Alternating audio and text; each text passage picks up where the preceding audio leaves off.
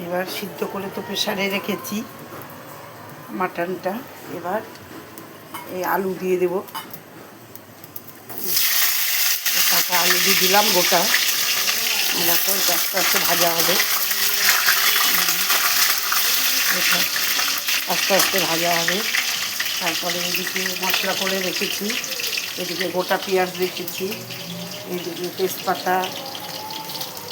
তেজপাতা শুকনো লঙ্কা, একটা শুকনো লঙ্কা দিয়ে দেবো, আর তেজপাতাটা একটু ধুয়ে দিয়ে দেবো।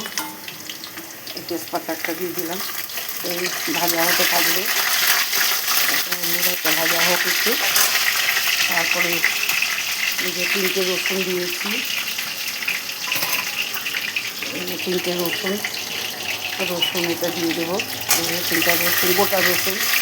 তারপরে দিয়ে দেবো এই গোটা পেঁয়াজ, কাঁচা পেঁয়াজ, গোটা কাঁচা পেঁয়াজ।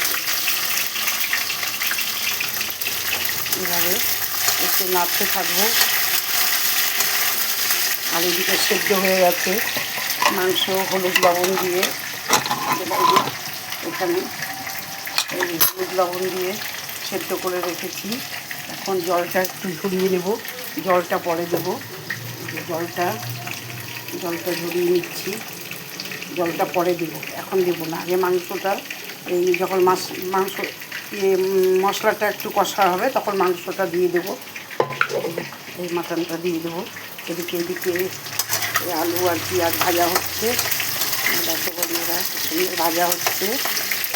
ভাজা হলে মোটামুটি ভাজা হয়ে গেছে। এবার এই যে রসুন, পেঁয়াজ, আদা, তারপরে একটু জিরে, এটা পেস্ট করে নিয়েছি, এই পেস্টটা দিয়ে দেবো।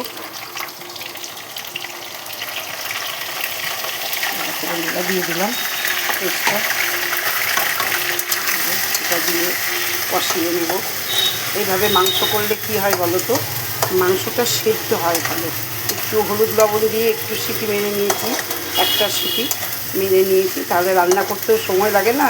ঝট করে তোমার আধ ঘন্টা 30 মিনিটের মধ্যে তোমার মাটন রান্না করা হয়ে যাবে। আর চিকেন তো তাড়াতাড়ি হয়ে যায়, মাটনটা তো একটু দেরি হয়, এটা আধ ঘন্টার মধ্যে তুমি রান্না করে ফেলতে হবে। এখন সবাই এবার হলুদ লবণ আবার দিয়ে দেবো, দিয়ে হলুদ দিয়ে দিলাম, লবণ দিয়ে দিলাম, লবণ আর একটু লাগবে, লবণ দিয়ে দিলাম। এখন কষাতে থাকবে, বেশি তেল দিয়ে দেবো না, মাটনের মধ্যে তো তেল আছেই। বেশি তেল, এখন আমাদের বয়স হয়েছে, বেশি তেল খাওয়া ভালো নয়, এই জন্য বেশি তেল দেবো না। তাও আর একটু দিচ্ছি, আর অল্প দিচ্ছি, মনে হচ্ছে কম হয়ে গেছে, খুবই কম। খুব কম দিলে তো ভালো লাগবে না। এটা ভাজা তেল, গরম করা তেল, এটা দিয়ে দিলাম, গরম করা তেল আরেকটু দিয়ে দিই, আরেকটু দিয়ে দিলাম গরম করা তেল। এবার কষাতে থাকবো। তারপরে এই কষানোর অবস্থাতে একটু চিনি দেবো, বেশি চিনি না, এই যে হাতে করেই দিলাম, একটু চিনি দিলাম, তাতে টেস্টটা হয়, মাটনের টেস্টটা হয়। তাহলে দেখো বন্ধুরা, এবার মাটনটা ঢেলে দিলাম। জল কিন্তু নেই, জলটা সরিয়ে রেখেছি, এই যে জলটা এখানে রেখে দিয়েছি, জলটা পরে দেবো। এই যে এখন সমানে কষাতে থাকবো, বুঝতে পারলে, এবার সমানে কষাতে থাকবো। এটা ভীষণ সহজ পদ্ধতি, সময়ও বেশি লাগে না, মানে একদম 30 মিনিটের মধ্যে মাংসটা তৈরি হয়ে যাবে, বুঝলে, আর খেতেও ভালো হবে। এটা আমি একজনের কাছে শিখেছিলাম, যাই হোক তোমাদেরকে দেখিয়ে দিলাম। তারপরে এটা যখন কষানো হয়ে যাবে, তারপরে জলটা দিয়ে একটু গরম মশলা দিয়ে নামিয়ে নেব।